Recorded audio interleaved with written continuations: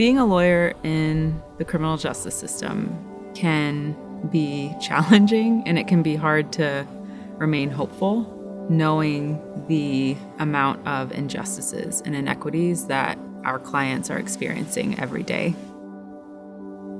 As a lawyer, I have the ability to try to bring a little bit of humanity into a system that is so inhumane. That's really just my goal every day, just to connect with clients and remind them that there are folks on the outside who are thinking about them and that are working hard to ensure their safe journey home.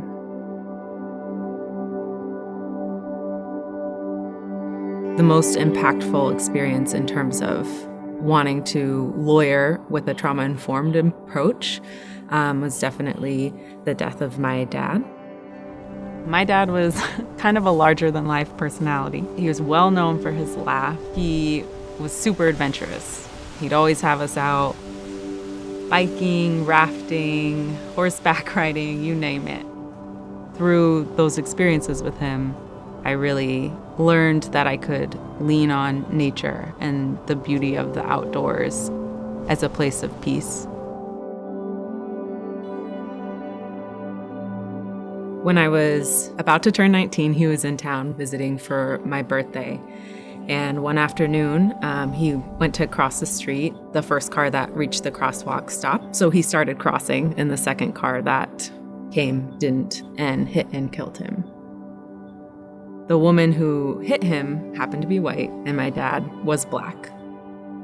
The first news article that came out about the accident somehow managed to blame my dad for his own death.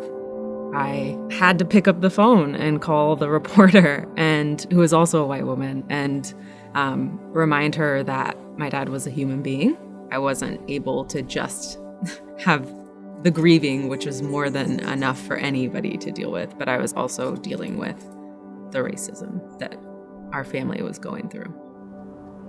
Trauma-informed lawyering is about caring as much about the impact of the legal process on the client as I do about the process itself. Many of our clients want to work on themselves and engage in healing from the trauma that they experienced, from reckoning with the crime that they're convicted of.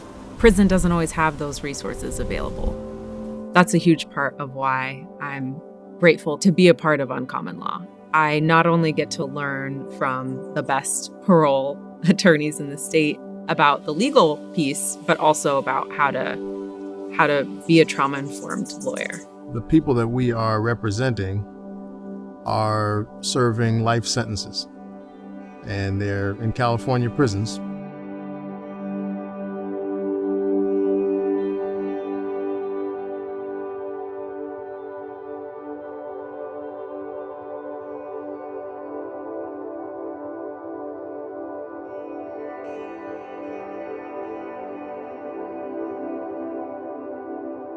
The kind of work we do is, it's unusual. We call it uncommon law for a lot of different reasons. The usual way we work with clients is to sit one-on-one with them in private setting within the prison, and we're asking them really intimate, personal, difficult, sometimes painful questions about their own childhood and upbringing, and families, and their lives before they came to prison, and their lives inside prison. And a lot of times we have to peel back layers of a type of armor they've built up to protect themselves from really traumatic histories. Typically, when someone who is serving a life sentence appears before the parole board, they have just about a 20% chance of being granted parole in California right now. Our clients enjoy about a 60% success rate. Change Lawyers funding Uncommon Law means a lot because it shows that they also want to see us be able to move into the careers that we're passionate about and that we want to do so that we can see the change that we want to see in the world. My dream world would entail the humanity of every single person being recognized and lifted up.